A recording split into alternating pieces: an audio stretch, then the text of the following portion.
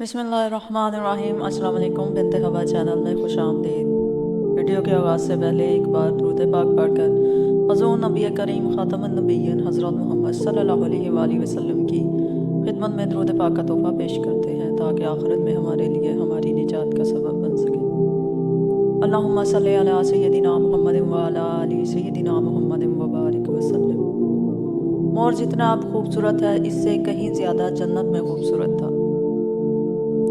मोर की खूबसूरती पे सभी परिंदे फिदा थे, लेकिन इन सब खूबियों के बावजूद मोर से अपनी कौन सी खता हो गई थी जिससे अल्लाह तबारक व तआला ने मोर को जन्नत से निकाल दिया। अल्लाह तबारक व तआला ने जब हज़रत आदम अलैहिस्सलाम और अम्मा हवा को पैदा फरमाया, इसके बाद इनको जन्नत में भेज दिया। वो दोनों जन्नत में बहुत ही पुरसुकून रहते थे, बहुत ही लजीज मेवे और फल खाया करते थे। लेकिन एक अनाज जिसको खाने से अल्लाह पाक ने इन्हें मना फरमाया, और वो अनाज गंदम था। चूँकि शैतान हज़रत आदम अलैहिस्सलाम की वजह से ही जन्नत से निकाला जा चुका था, इसी वजह से शैतान की हज़रत आदम अलैहिस्सलाम से दुश्मनी हो गई थी। शैतान ये चाहता था कि वो किसी भी तरह हज़रत आदम अलैहिस्सलाम को जन्नत से निकाल दे और साथ में अम्मा हवा को भी जन्नत से निकाल दे। जब शैतान को ये खबर हुई कि हज़रत आदम अलैहिस्सलाम को तमाम मेवे खाने की इजाज़त है लेकिन गंदम खाने की इजाज़त नहीं है, तो शैतान इंतकाम की आग दिल में लिए जन्नत के दरवाजे के पास बैठ गया और 300 साल तक वहाँ पर बैठा रहा कि कोई जन्नत के दरवाजे से बाहर आए और शैतान इससे बात कर सके।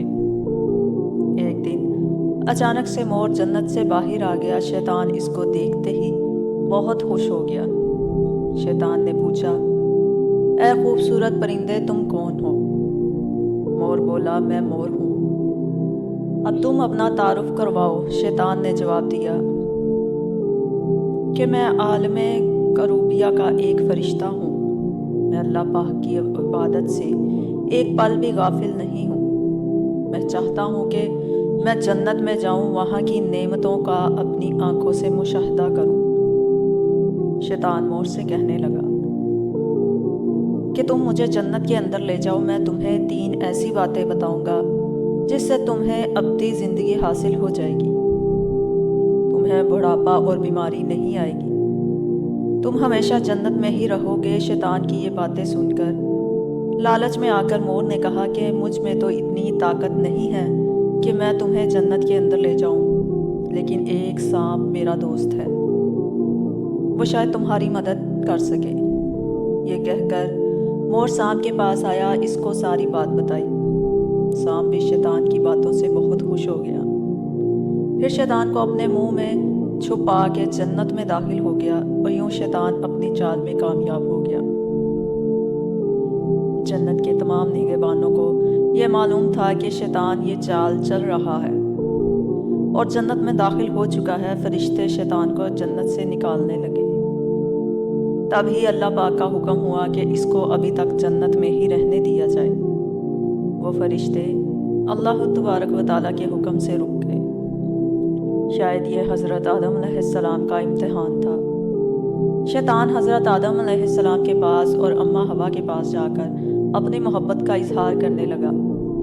वो दोनों ही शैतान को पहचान ना सके, क्योंकि माजी के मुकाबले में शैतान की शक्ल तब्दील हो चुकी थी। शैतान कहने लगा कि मैं चाहता हूँ कि आप दोनों हमेशा जन्नत में इसी तरह ज़िंदगी गुजारें, हमेशा खुश रहें। हज़रत आदम अलैहिस्सलाम इसकी बात बहुत गौर से सुनने लगे। शैतान ने कहा, अगर आप मेरी बात मान जाएं तो आपको जन्नत की और भी तमाम सहूलतें मिल जाएंगी। हज़रत आदम अलैहिस्सलाम शैतान के बहकावे में आकर कहने लगे कि ये किस तरह मुमकिन है।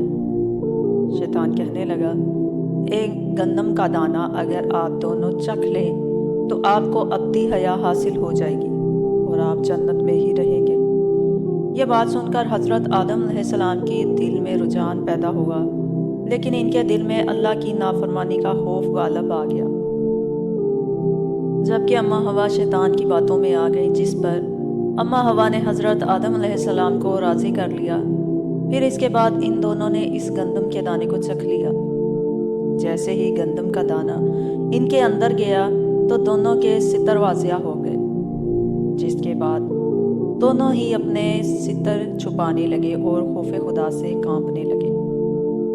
اسی دوران اللہ تبارک و تعالیٰ نے فرشتوں کو یہ حکم دیا کہ حضرت آدم علیہ السلام اور اماں حوا دونوں کو زمین پر اتار دو، اور حضرت آدم علیہ السلام کو سری لنکا کے قریب نیچے زمین پر بھیج دیا، جبکہ اماں حوا کو جدہ کی سرزمین پر اتارا گیا۔